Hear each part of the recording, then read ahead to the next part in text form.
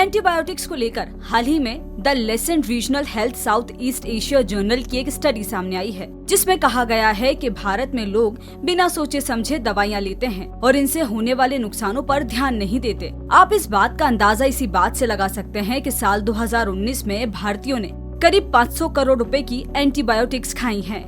Antibiotics के side effect से जुड़े ऐसे ही कुछ सवालों के जवाब दे रहे हैं मेदांता हॉस्पिटल के cardiologist doctor Manish Bansal.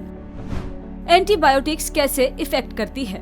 Antibiotics हमारे हार्ट को दो मेन तरीकों से अफेक्ट कर सकती हैं। पहला तो कुछ एंटीबायोटिक्स जैसे एरिथ्रोमाइसिन या लीवोफ्लॉक्सासिन ग्रुप की मेडिसिन, ये हमारे हार्ट के इलेक्ट्रिकल सिस्टम को अफेक्ट करती हैं। अगर ये सिचुएशन 2-3 मिनट के लिए भी कंटिन्यू हो जाए तो उसमें ब्रेन डैमेज हो जाता है और डेथ होने का रिस्क होता है, जिसे हम कहते हैं सडन डेथ। और दूसरा, कई एंटीबायोटिक्स हार्ट की दूसरी मेडिसिन के साथ इंटरफेयर करती हैं। वो उनके इफ़ेक्ट को बढ़ा सकती हैं और कम कर सकती हैं और उस तरह से वो हार्ट को नुकसान पहुंचा सकती हैं। हार्ट पेशेंट्स एंटीबायोटिक लेते समय किन बातों का ध्यान रखें?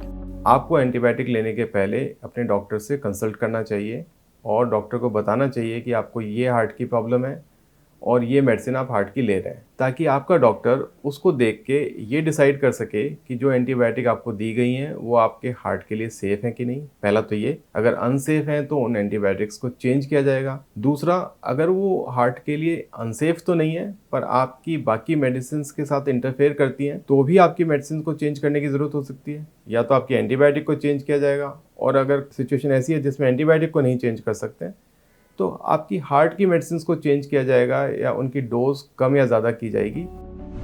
हार्ट पेशेंट को किस तरह का खतरा हो सकता है? उनमें सबसे पहली है हार्ट का वीक होना। जिन लोगों की हार्ट मसल डैमेज हुई हुई है और हार्ट वीक है या जिन्हें हार्ट फेलियर है, उन्हें एंटीबायोटिक्स से काफ़ी खतरा होता है और उनको बहुत केयरफुल रहने की ज़रूरत है। कौन सी एंटीबायोटिक ज़्यादा रिस्की है? मेडिसिन लाइक एरिथ्रोमाइसिन, लीवोफ्लॉक्सासिन, इस ग्रुप की मेडिसिन जो जनरली रेस्पिरेटरी इन्फेक्शन के लिए देते हैं, गला ख़राब हो गया, खांसी हो गई, उसके लिए।